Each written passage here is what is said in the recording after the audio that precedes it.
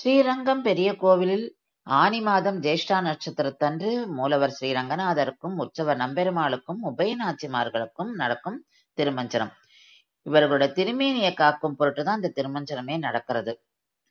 வருஷம் முழுவதும் நம்பெருமாளுக்கும் உபயநாச்சிமார்களுக்கும் திருமேனிக்கு தங்க கவசம் சாத்தப்படுகிறது. அந்த தங்க கவசத்தை கலைந்து நேரடியாக அவர்களுடைய திருமேனிக்கு பால், தயிர், பஞ்சாமிர்தம் கொண்டு திருமஞ்சனம் செய்விக்கப்படுகிறது. இந்த திருமஞ்சனத்தை அர்ச்சகர்கள் தவிர வேறு யாருமே செய்விக்க முடியாது. இது பெரிய ஏகாந்திர திருமஞ்சனம் என்று அழைக்கப்படுகிறது. இந்த தங்க கவசத்துக்கு திருமேனிக்கும் நடுவுல ஒரு மெல்லிய துணியில பச்சை கற்பூரத்தை வச்சு அதை கவசம் போல சாத்துவார்கள். இது எதுக்குன்னா, பெருமாளோட திருமேனியை புழு, பூச்சிகள், பூஞ்சைகள் வராம தடுப்பதற்காக.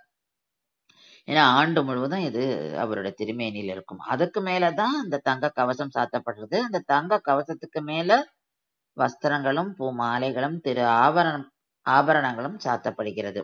இந்த மீதி நாள்ல நடக்கிற திருமஞ்சனத்துல பால், தயிர், பஞ்சாமிர்தம் கிடையாது. அதுக்கு பதிலாக காவிரி தீர்த்தமும் சந்தனமும் குங்குமமும் கொண்டு திருமஞ்சனம் நடக்கும். இது இன்னைக்கு நடக்கிற இந்த திருமஞ்சனத்துக்கு பேரே பெரிய திருமஞ்சனம்.